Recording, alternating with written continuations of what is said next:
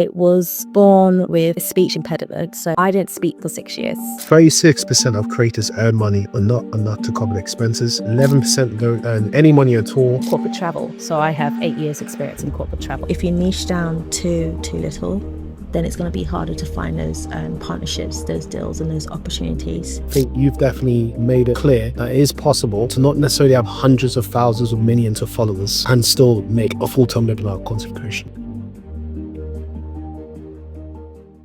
Okay, hey everyone, welcome to the Sound of Accra Podcast. My name is Adrian Daniels. If this is your first time listening, this is the show where we speak with top Ghanaian founders, entrepreneurs and creatives worldwide.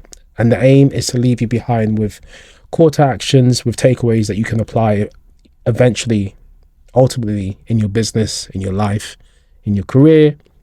Just some housekeeping, guys. For today's show notes, I want you to head over to thesoundofaccra.com/CHERYL. That's thesoundofaccra.com/CHERYL. That's CHERYL. Have I got it right, Cheryl? Yeah, that's correct. For a moment, I thought that I probably mixed up your name, but I don't think I have. So, yeah, we're going to stick with that. And guys, yep, whilst you're here, if you're watching YouTube, hit the like button, leave a comment below. You know, if you're watching, let us know what you think of today's episode. If you're listening on the podcast platforms like Apple, Spotify, leave us a review, and please let us know what you think of today's episode. Now, before I introduce today's guest, it's just quite interesting because this guest that is seated next to me, I actually know her, personally know her, outside of this. And I'm not, recently we bumped into each other this year. First time I'd seen her in person for, I think, almost 10 years. But the amazing thing is that we've stayed in touch on social media for so many years. And it almost feels like, that not seeing you for almost 10 years wasn't even a thing. It's just amazing, right? She's doing amazing things in the content creation game.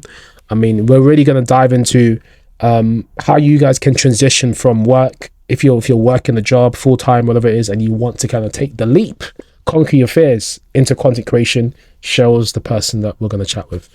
CHERYL Conkers, thank you for coming on the show. Can I shake your hand? Yes, you can. Yes, I thought it looks so royal. I feel like I'm shaking the Queen. Oh, thank you. Thank you. I do have that running in my family, so yeah. Fantastic. That regal blood in your system. So guys, for those of you who don't know who CHERYL is, she's a digital content creator, drone pilot, check this out, blogger, social media manager from the UK. She's got a strong passion for travel, wellness and philanthropy. We're going to talk about, the orphanage that she does, and also we're going to talk about the volunteering that she does as well. Now, she firmly believes that travel is a powerful remedy for both mental and physical well-being, and she's got over 20 years of experience in the media, television and film industries, and we're going to get into all of that, right? She's got a fantastic bio. CHERYL, thank you so much for coming on the show. How are you doing? I'm doing well, blessed and highly favoured. Just thank you for inviting me. It's always a pleasure to watch your show and now actually physically be here. Absolutely. I mean, I think this time coming, I think it's the right time. I think it's the perfect time to have you on the show. You've been supporting the podcast for us for as long as I can remember, since the inception of the show. And, when I saw you doing your content creation thing, and just going consistently, doing it. I'm like, wow, okay, she means business. And I think for you to do the things that you're doing now, I think you deserve it. You deserve all the success coming to you because you do put in work. You have been consistent, which is really, really important. Thank you. And yeah, I just felt like, we bumped into each other in March at the photography and video show in Birmingham, NEC. And there you were. I'm like, this girl is serious. If anybody's at this conference, they are serious. Because how many content creators would you say go to a conference like that? On a day, I didn't see many. I saw a handful. And I've been to a few conferences where I'm like, there should be more content creators. Like last week was a week full of travel content, travel conferences. And one was very heavily impact with content creators, and then the other one was non-existent, so I was quite surprised, but great for me, means that more opportunities come my way. Brilliant. So do you think that things going to events and conferences like that gives you the edge over so many content creators out there? I think it does, because you have to treat this as, I see this as a business. So, if you're going to have a business meeting or there's certain things that you would go to in a year, like annual events and stuff, you need to show up. You can't just be like, well, I'm my own boss and it doesn't matter, I can just find it somewhere else. If you want a 9 to 5, that would not be acceptable. So it's a mindset that I go in with. It's also great to meet who you're going to be working with in person rather than in emails and just on conference calls. So that's why I also do it, and also to just keep myself educated on what's going on in the travel market, to see what their KPIs are for the year, to see what's new. I know a big thing on sustainable travel is what's coming up. So like, in order for me to stay ahead of the trends, I need to be at these places. That's fantastic. And I want to double tap on something that you said, CHERYL. You talked about sustainable travel. I think sustainability, oh, look at this tongue twister. Sustainability in itself, I think it's a hot topic right now across different sectors. How do you think that's going to affect the travel and tourism industry?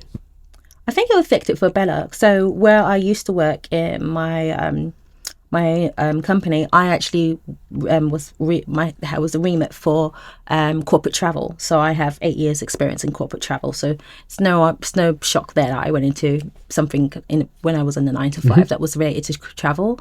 And we were trying to get our carbon emissions down to 0%, which I thought was quite bold, in I think 5 years or something like that. So it is something where if you see that happening in the corporate world, then it's something that is going to be a hot topic. I don't think it will affect travel in the means of how people travel. I just think we're going to be more efficient with the fuel that we use on aircraft specifically. But also, like, there has been a rise in train travel as well.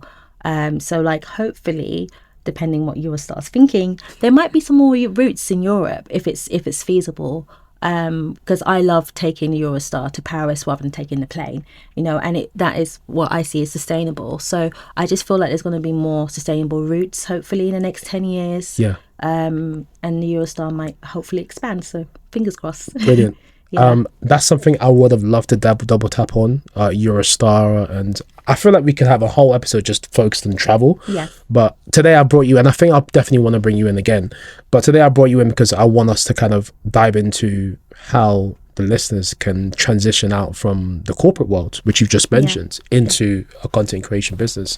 So let's go into it. So you've of course been in the corporate world for 10-20 years, I would say. Right. 20 years. So my whole corporate world work experience has been in media. So I've worked at ITN News, Sony Pictures, Universal Pictures, and the last decade at the BBC. So everything I've done is been film and TV. Fantastic.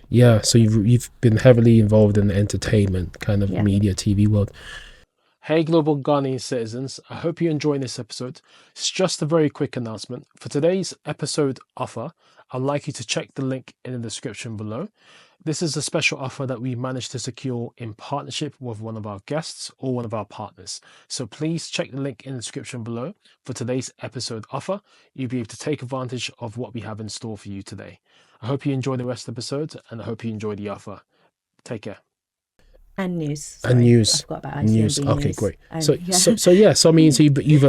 So ultimately mainstream media entertainment, you've been around that space. So you've been in the space long enough to see what's happening, and now you've transitioned out from mainstream into independent, media. How would you see the current state of mainstream media at the moment and entertainment, the state of the industry right now, from your perspective? From my perspective,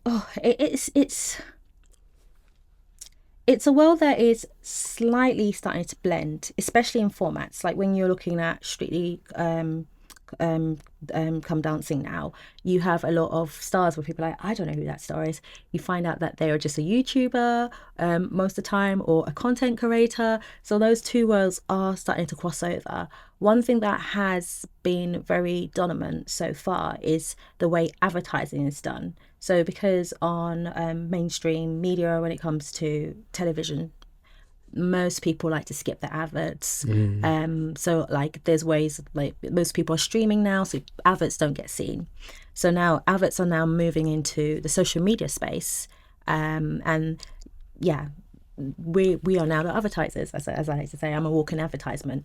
So, you know, the two worlds are merging. There is things crossing over. And yeah, that's what I've seen so far. For the future, who knows? With AI, it's it's going to be very interesting to see where it goes next. Yeah, brilliant. Yeah. So it's safe to say you probably conquered the corporate media world, and now you're conquering the content creation world. Yeah. Speaking of which, what does the name CHERYL Conquers mean? Oh wow! So it's very shocking because a lot of people, me being a travel and lifestyle content creator, they automatically think, wow, okay, it's definitely doing her traveling the world and conquering the world and all that stuff. And that is partly true, but it stems from my first name meaning love. So it stands for Love Conquers. I have also conquered death twice. Wow. And I have conquered a lot of adversities in my life. So I was born disabled. Most people get shocked when they hear that. I was born with a speech impediment. So that meant that I didn't speak for 6 years. So I am like a real life Ariel or a real life Little Mermaid. I didn't have a voice for 6 years. Wow. And I kid you not, the voice that I have right now, where I don't know where it stemmed from, the voice I was born with, Stephen Hawkins could speak better than me. So it was really severe. It wasn't like a little, it wasn't a light disability. It was very like prominent. It was very obvious every time I tried to even speak. It was just like a weird sound. So a miracle happened by the grace of God. I just started speaking when I was 6 years old, and I spoke with this accent, which is very weird for a 6-year-old. And it was just like, where did it come from? Considering that, you know, I do have a speech disability, which most people don't recognize, but I know it's there.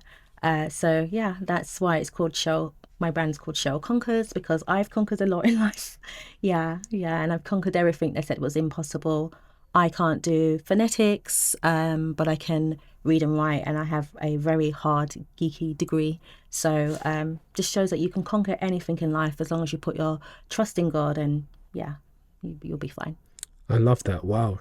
And none of these things have held you back from doing the great things that you've been doing up to this very point. And it sounds like you've had a lot of talking to catch up with, because now you're on content creation and it involves a lot of speaking, doesn't it? It does. So I am a chatterbox with, as most people say. But what's so funny is when it comes to content creation, most of my content creation, because I thankfully do travel, I don't talk a lot funny enough. And it's funny because I have found that's where I don't talk as much. But I am getting out of my comfort zone, and I'm starting to vlog now. So I'll be having a YouTube channel uploaded for 2025, just showing some of my travels I've been to. I've got 7 I need to edit, so that's going to be interesting to see me transition from there and be a bit more bold. I've also challenged myself with a blog 2 years ago, because I got approached by Pinterest that kind of pushed me, because I was kind of like dipping my toe in it, and then like Pinterest has just been amazing. Pinterest UK just been like, the support they've given me, it's been insane.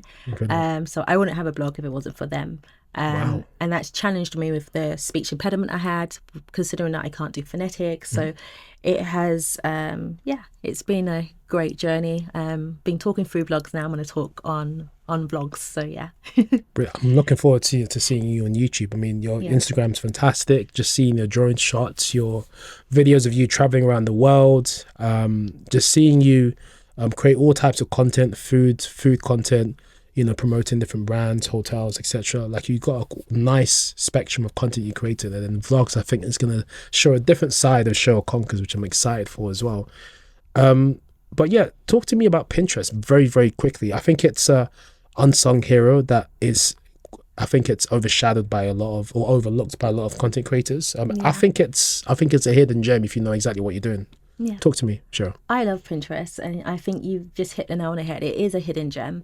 I like to call it the healthier social media app, just because it's not much to do with comments and follows. It's just about pinning stuff that you love, pinning interests that you want to explore a bit more, learn something on. It's like making your own scrapbook or mood board and looking back and going, yep, this is what I love for my living room, or these are the places I would love to travel to.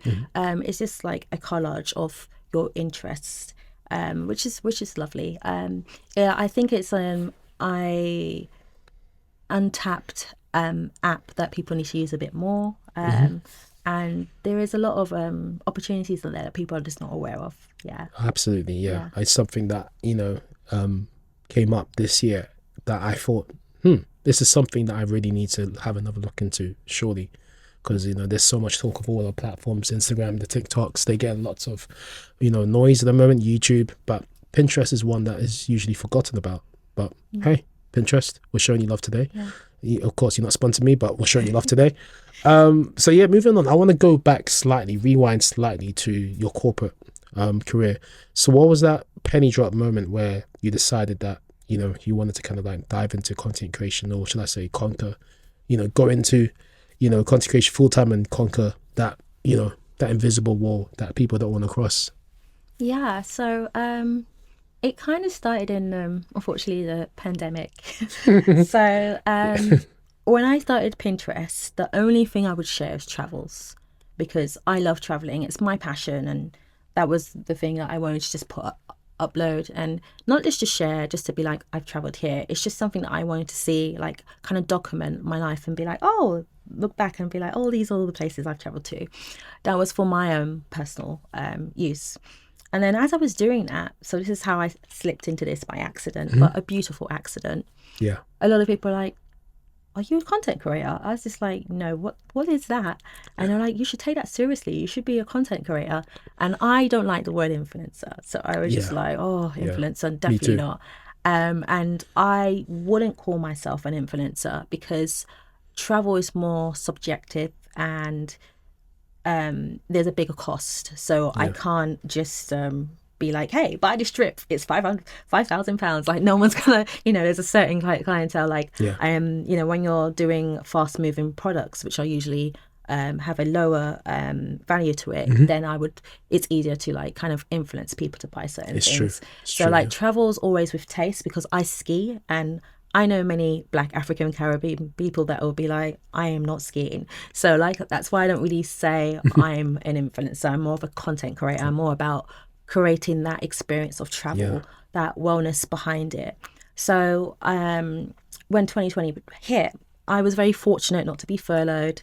I was still in my job, but it did cross my mind, if everything was taken away from me, what would I have? And that's when I was just like, I need to look into this a bit more, into travel content creation. So I started taking a few courses, because I wanted to learn about the business side of it first before I started creating stuff. And then a few things with like well-being at work just made me want to leave even more and go into content creation, because I had a goal in life where I wanted time freedom, as they say, financial freedom, but I also call it wellness freedom. And that was my thing. Like, I was like, how can I enhance my well-being, my wellness in life, and give more back to myself? And that's what pushed me more, because work was fine, but it was a few things where I was just like, this is not good for my well-being. I need to just go down this path, because I have a bigger why and goal, which we'll go into later, and staying in a corporate world will not get me there. So yeah, absolutely. No, that's interesting. You mentioned that. I think one, health is wealth, and two, I think leaving the corporate world, or leaving work in general and going into self-employment or running a business, betting yourself either way, I think it's something that is not only financial freedom that should be the motivation. I think it's also thinking about the general freedom, lifestyle freedom, and also being able to manage, being more control of your health as well. Because I know people like I know people who have been in, worked for like PwC and all these, the big four, etc. And they've worked themselves to the bone where they're there, like working past midnight, still in the office, falling asleep, ordering Deliveroo. You're not. That's just living to work. Like that's not right. I did find myself in that pattern because I was also part of like group finance and operational finance, so fintech. And when it came to year end, that's when you find yourself in those patterns. And I was just like, surely there's more to life than this. This is not healthy. Yeah. And a few of my other things outside travel that I'm very, very passionate about, and my biggest why, I was like, this is taken away from the things that I need to be doing, that like I believe God is calling me to do. Because I also help with a few, like a project with an orphanage, and taking that time out to do that and then be at work, it just there wasn't a balance there. So my thing is, I have this motto which many people don't like, but I always say this: we have 24 hours in a day. We have 8 hours to sleep, 8 hours to work, and 8 hours to truly live life. Now, I know it's not easy to do that 8 hours of living life every single day, but that was my goal. That's powerful. Yeah. I've never heard that before. Yeah. That's powerful. Yeah. The 8-8-8 rule, right? Yeah. By CHERYL Cole.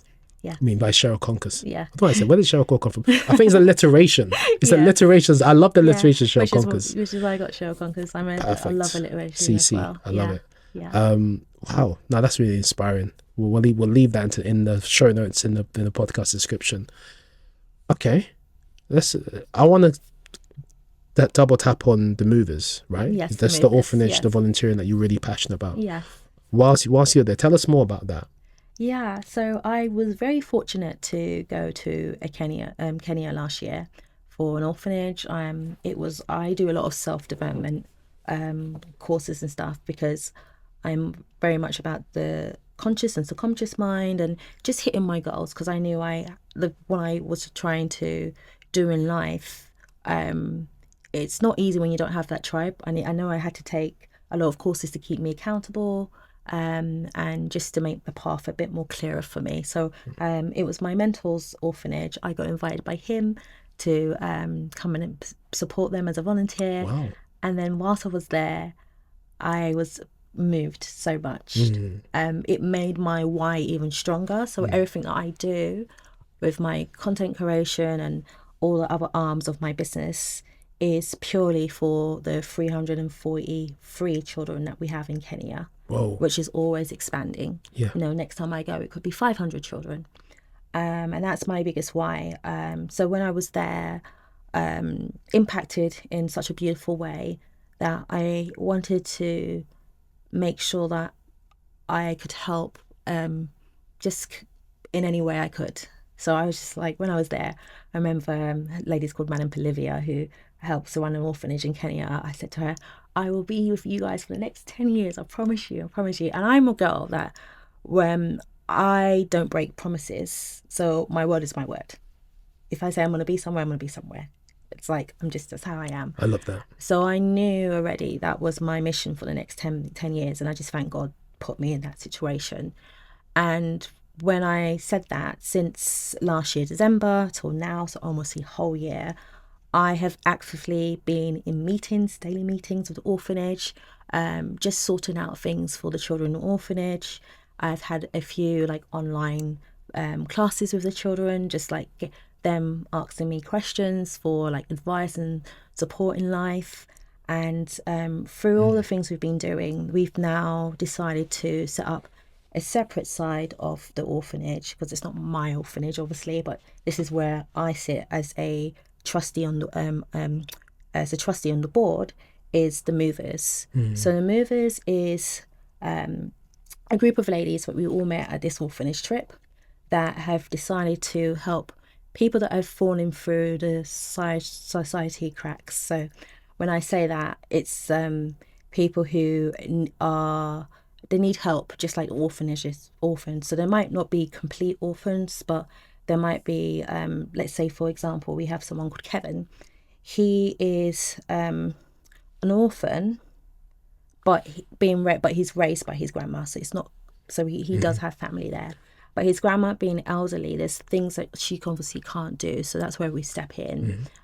We had to step in and help with his educational fees, because we help children and adults that are vulnerable. So in his situation, unfortunately, he couldn't get to school because he didn't have the funds, and that then led him to attempt suicide. Oh no. But because of that attempt, that's when we stepped in. Yeah. And we started raising the funds for him to go to school, and he's been there for almost a year now. So Wow. that is really nice to know that not only are we giving him an education, but we're also saving people's lives. And that's what we're doing. We're just going around Africa. We're starting off in Kenya because that's obviously where the orphanage is, and expanding our services. So we technically kind of do counselling, because in the orphanage they do counselling. That's how we found out about Kevin. But when we also have our session with the kids and they come into us with their questions, and we're giving them answers, that is a form of counselling as well, and nurturing and spiritual guidance. So it is a Christian orphanage that we are trying to keep on biblical terms. That's amazing. That's amazing show. And do you feel what you're doing in terms of content creation and just having that more control of your lifestyle, does it give you more freedom to go out there and support them, but also not even just financially, but go out there, support them, but also does it also give you ideas in terms of like, oh, you know what, maybe I can help support them, raise awareness of this with my content skills and things like that? Yeah, I think with my content, because when you're essentially your own boss, so when you're doing freelancing, self-employment, I like to call myself an entrepreneur, but what did you say? An entrepreneur. Entrepreneur. Yeah. Okay. So it's very easy to slack and be like, I'm my own boss, this can be parked, I can do it, pick it up. But like those children, that the orphanage, the movers is my why, and that's what keeps me going. So in terms of my content creation, I've put it in a few stories, but I haven't done a lot on what I do, because I'm now actually going to try and gather some more footage and set something up for the future. Beautiful. But what I have been doing is advocating for the funds for the projects that we have with the vulnerable individuals that we're looking after. So social media has been powerful, because what I'm looking into now is sponsorship. So it's great when I do get sponsorship that I can also try and see if I can factor anything for people that we've got that in our movers project as well. Brilliant. So it's beautiful, because I know a lot of people who are content creators, and don't get me wrong, they do receive a lot of stuff, but it's also nice to know that the stuff that I'm receiving goes back to Kenya or Africa, or there's something that I can do to support them. So that's absolutely incredible that there's this socially backed mission that you have on the back of your content creation business, which is amazing. And it just shows that you can do these things, we can create content, we can run these businesses. By the end of the day, we're here on earth for a reason. We need to make an impact. I think, it's quite interesting, because there's been a recurring theme in all of the guests that have sat on this chair that you're sitting there right now, or maybe even this chair that I'm sitting right now. Sometimes we're swapped around, and it's been serving humanity, living their purpose-driven life, their fulfilling their God-given destinies, whatever it is. I think that's just been a common theme. Yeah. It's been such a common theme, and I think it's just incredible just to hear what you're doing. So we'll leave a link below in terms of the movies. If anyone wants to support it or learn more about it, I'm sure, CHERYL and the team will be able to get in touch and support. Is that correct? Yeah, definitely. Absolutely perfect. Yeah. Now, I want to take a couple steps back, because you mentioned sponsorships, and I want to go back to the theme of this conversation, which is, making that transition from full-time business to content creation business. So talk us through some of the arms of revenue streams that people can seek to get from being in this types of business. You mentioned partnerships, sponsorships. I know you have also done some brand ambassador stuff. So talk us through that. I saw you doing stuff with Boohoo, which is amazing. Congrats with that. Thank you. Doing your thing, girl. So yeah, there's many different arms. There's like affiliates and brand partnerships. So I've got one with Boohoo, so I'm brand storefront with Boohoo. There's also, and I also have a partnership with a hotel's booking system. So technically, I'm a worldwide hotel search engine. So if you want to book hotels through me, it's in my link. Anywhere around the world, there's discounts on that as well. Clever. There's another way you could, as well, is through press trips, obviously content as well. I also am a social media manager, so that's also another way of doing it as well. Perfect. And I know a lot of people do courses and stuff. I'm not course driven, I'm going to be honest. That's okay. Because it's just not my thing, but also I don't want anything that's going to impact my time, because, you know, I was talking about wellness and that 8 hours in my life and just filling it with stuff that's good for my soul, like the stuff that I do for the movers and the orphanage. I don't want anything taken from that time, but that's what people do. So wow.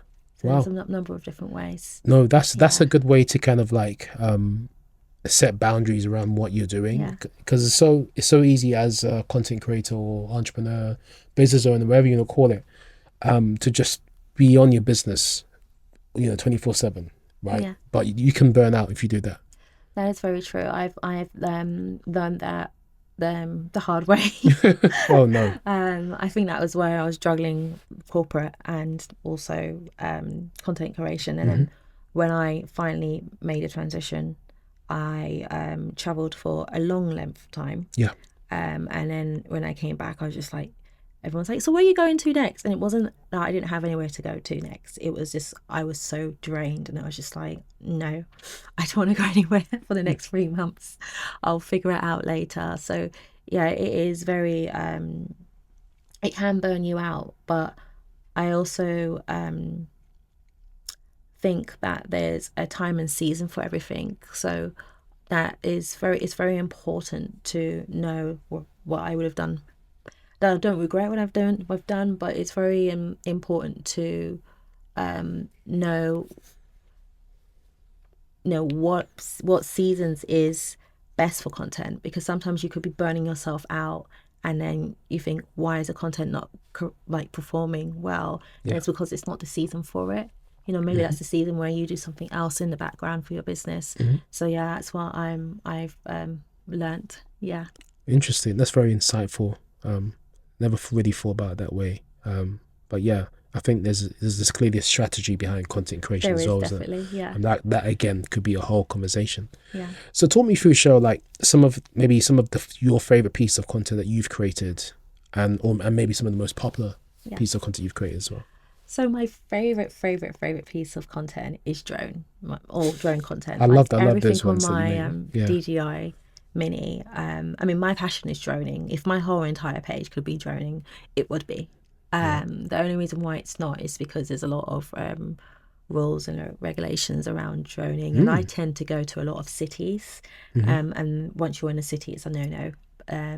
So it's very hard. It's like, I know in Morocco, if you turn up even with a drone, in it, and they see it in security, you're not getting it back. It's going to be taken then and there. Wow, they just so it's very confiscated. Strict, yeah. Wow, that's cheeky. But my favorite drone content, I've had a few. Was I did one recently when I went to Turkey in Cappadocia of the hot air balloons. Okay, that's a popular destination, isn't it? Yeah, so I was very, very fortunate that accommodation I was staying at happened to be one of the hot air balloons that go up in Cappadocia. So we had a terrace right in front of the launching spot. Yeah. And we got up in the morning and we just managed to capture everything, which was beautiful. And it's nice because it was on the terrace, so there's not many people on the terrace. And that was just an incredible experience to witness and see. It was also lovely because where the hotel was situated, when you even open the windows, so when I open my room window and just draw the curtains, you just see the hot air balloon one in front of you. It's quite cool. Yeah. Wow. So Yeah. that was nice, and it was further out from the busier part of Gome, but like I like the fact that you still would get that experience, which is quite nice.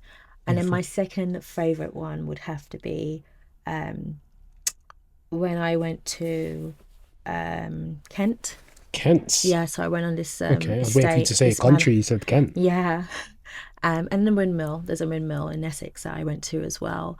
Those are also my favorite ones for the UK. So yeah. Wow.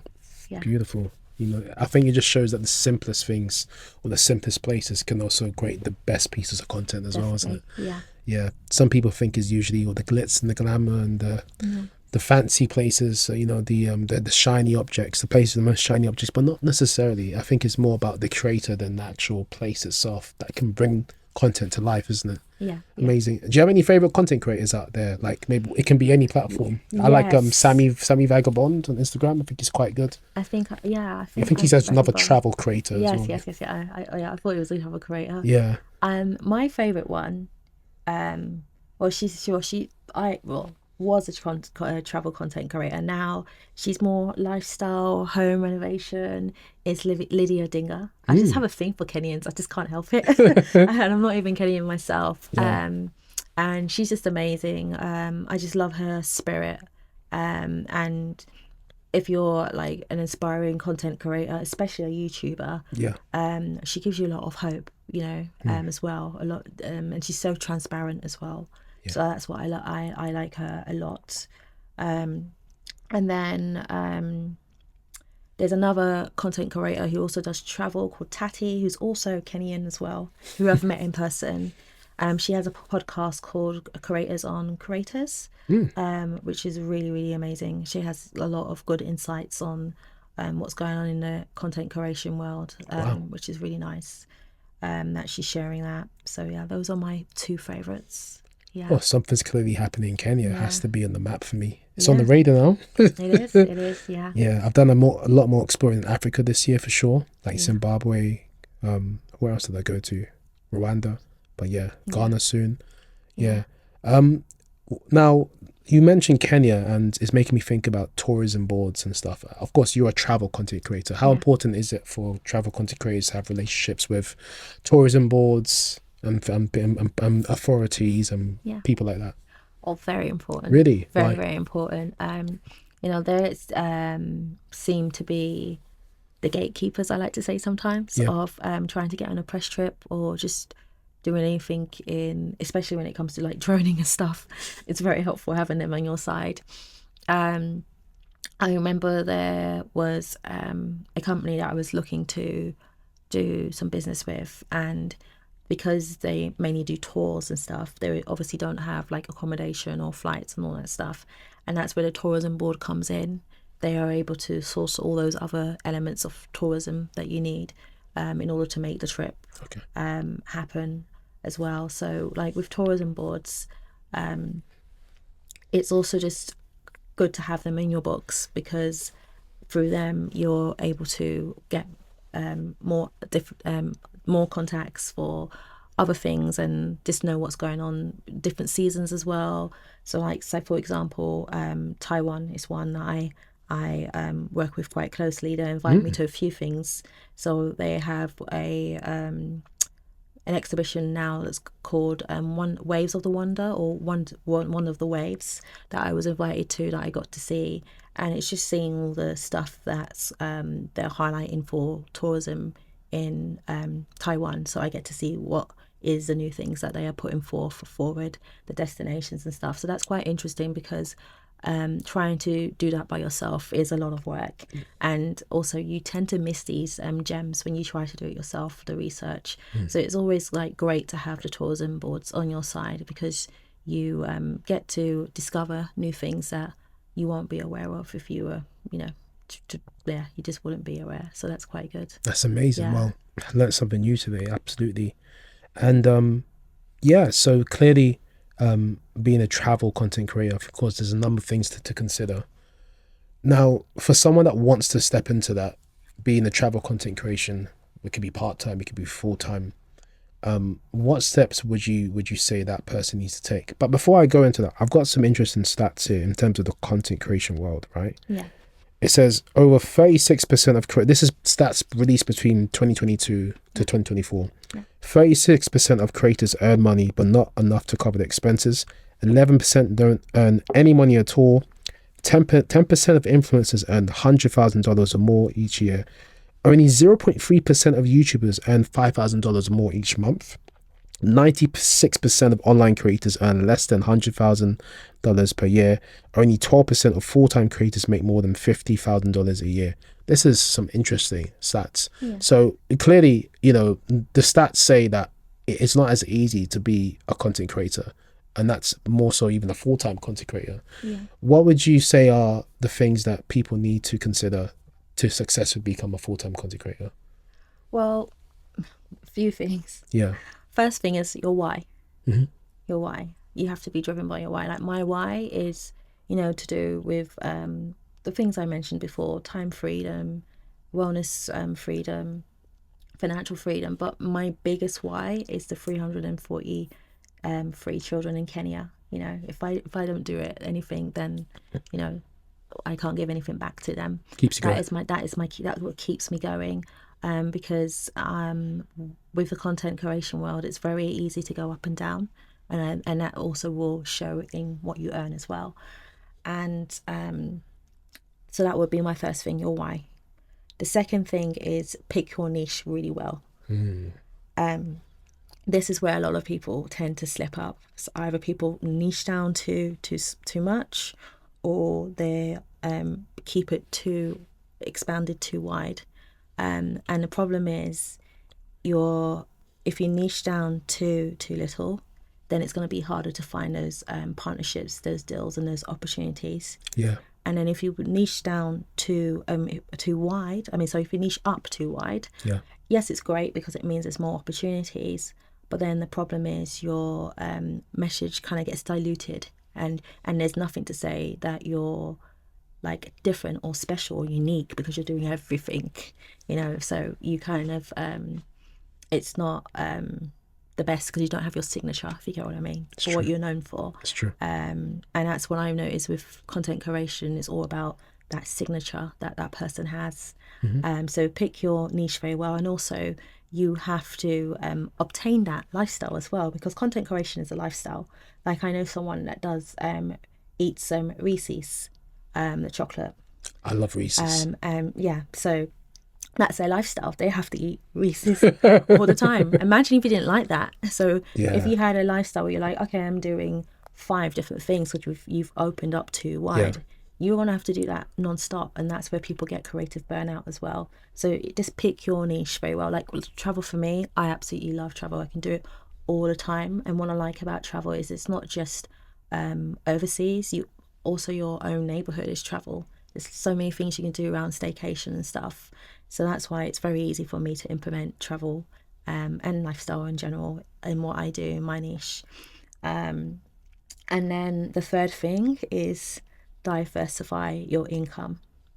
A lot of people just shoot their shot one way, and you need to keep on shooting your shot several different ways. So yeah. Fantastic. That's fantastic. I couldn't have said it any better, CHERYL. Those are fantastic steps and things that listeners can consider if they want to get to full-time content creation, and even more so travel content creation. We've talked about a number of countries, number of destinations. Of course, we're recording this in November. December is usually a place where people go to Ghana. Yeah, there's so many people going. Yeah. Is that a destination that you think can be great in terms of from a content creation perspective and from a tourist perspective, or is great? Yeah. And secondly, do you have plans to kind of do some content up there at some point in the future? Yeah, Ghana has so much potential. I see Ghana as the new jewel of Africa. It's like the new South Africa of Africa. So I love that. Never heard that before. It's also, especially with all the festivals that are happening right now as well.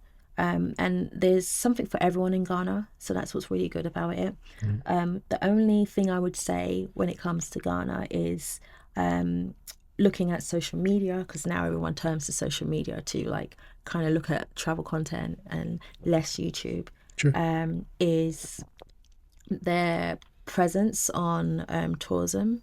When it comes to the tourism boards, I've realised it's very localised. True. Rather than for an international audience. Very, very, very true. So like you'll see stuff with in African dialect, or like the dances and stuff, people eating fufu. But if you're and someone international and thinking I'm going to book a trip to Ghana, you're like, I don't understand what's going on, because there's no context behind it, because it's very much like for local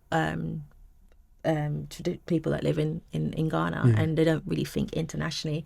And I think that's where the gap is. Like if you go into Turkey's tourism board site, it's marketed so well. Turkey's got their tourism on board. Turkish Airlines, what they're doing is amazing. Whereas when you go to Ghana's tourism board, it's very different, very, very, very different. And it's a shame, because there is so many beautiful things in Ghana that's not being capitalized on or like advertised to its best light. So that's what I would do when it comes to how I would market Ghana on social media, and travel. Yeah, that's a good point. I never really thought about it that way, but those are very good tips. Thank you so much, Cher, for mentioning that. All right. So now it's been great having you on the show. We definitely needed like a part 2, part 3 to dive into so many different verticals. Just as we close out this episode, please leave the listeners with any final words that you have, and also let them know where they can find you, connect with you. If you've got any announcements, talk about your social media services that you offer, management, branding services you offer. And I think we're going to close out from there. Okay. So just before I forget, because I remember the last question, you asked if I have plans to go back to Ghana. I do. Hopefully in the next year, I'm planning something, because I do actually want to do a big content trip to Ghana, and show its beauty, and do it from a way where it's advertised at tourists and not just people that live in Ghana. So that's plans in the pipeline. And then in terms of what I do in my social media management side is it's very similar to what I do in social media, but I'm doing this for the brands. So I basically elevate brands in the travel and lifestyle and beauty as well industry, and basically connect them to their audiences, let them have a voice with their audiences, and go from being unseen to seen. So I would help with their branding, their social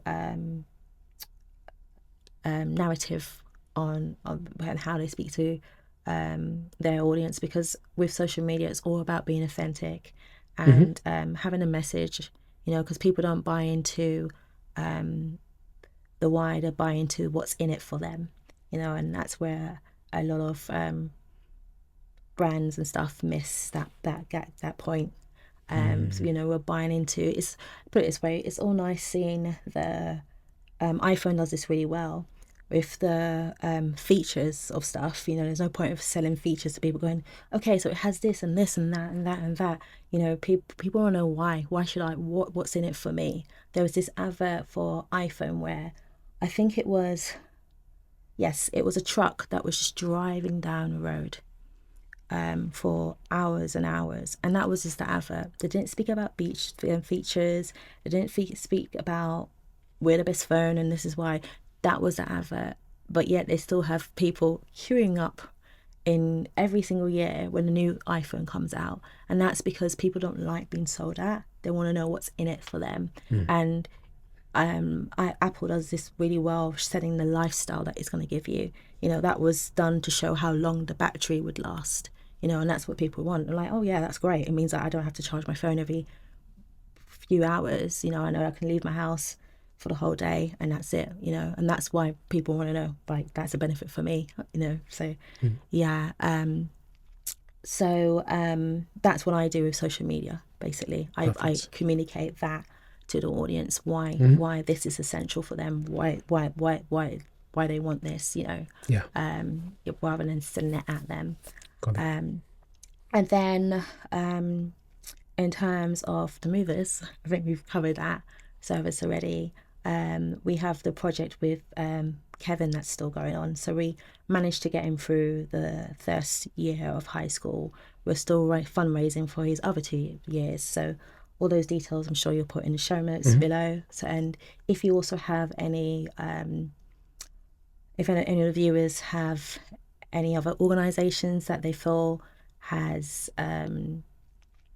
similar movements to the movers, where you think the movers can be of assistance, then obviously just get in contact with me, and I would love to help as well. And sure, because we're trying to expand the movers outside Kenya, so it's not just going to be Kenya, it's going to be Africa and beyond, hopefully. So that's the goal. And yeah, those are the things that I have in the pipeline so far. Brilliant. Yeah. Stay tuned, 2025 and beyond. Yes. Let's stay tuned. CHERYL, you've been a fantastic guest. Thank you, Adrian. Where can everyone find you? But before you mention that, I think you've definitely, I just want to compliment you and say, I think you've definitely made it clear that it is possible to not necessarily have hundreds of thousands or millions of followers and still make a full-time living out of content creation. Oh, definitely. Absolutely. Definitely. I feel like the problem is a lot of people focus on the vanity metrics, and your currency is not actually your following. Yeah. Your currency is actually your engagement. It's changing, isn't it? Yeah. The game's changing. It's changed a lot. So mega influencers, they tend to only have an engagement rate of like, I think below 1% it used to be. Horrible. And then what was healthy for creators used to be between 1% and 3% that are non-celebrity or mega creators. Now I know nano creators are and macro creators are in demand because their percentage rate is 3 times that figure compared to someone that has millions and millions. So your currency is not your following, your currency is actually your engagement rate. So I always say, don't let following stop you from trying to make content. As long as you're making good content that people can connect with and things that they want to see and they can resonate with, then you've got a platform, and it's very important as well as a content creator, for myself anyways, that you're not thinking about the numbers. When you start thinking about the following, that's when I start going, that's not the purpose though. The purpose is not to get more followings. The purpose is to storytell, connect with people, have a common interest. That is the goal. Inspire people, entertain them. So yeah, I know that people are still able to make deals, especially in UGC. They have smaller followings. What's UGC again? So UGC is user generated content. Oh, that's of course, for other brands. Yeah. Which I kind of do in my social media management as well. They are still able to do deals that are 4 figures, and they probably only have 200 followers. Wow. So don't let following stop you. It's more to do with what's your message and how your content's being filmed and the quality of it. Absolutely. Yeah. Well, what better way to close out this episode? Thank you so much, CHERYL, for dropping all the hidden gems and the tips and the roadmaps to content creation success. Please let everyone know where they can find you. Yep. So everyone can find me on CHERYL Conquers under Instagram, Pinterest, TikTok, and also CHERYLConquers.com is my website. YouTube's coming, guys. Yeah, watch out. YouTube 2025 as well. Watch out. There you have it, guys. CHERYL Conquers, content creator, travel content creator. Better not get that twisted. You can get all the tips, references, nuggets, references from today's episode. Head over to thesoundofaccra.com/CHERYL. That's thesoundofaccra.com/CHERYL. That's CHE. How do I spell the name? I just went blank. That's okay. CHERYL.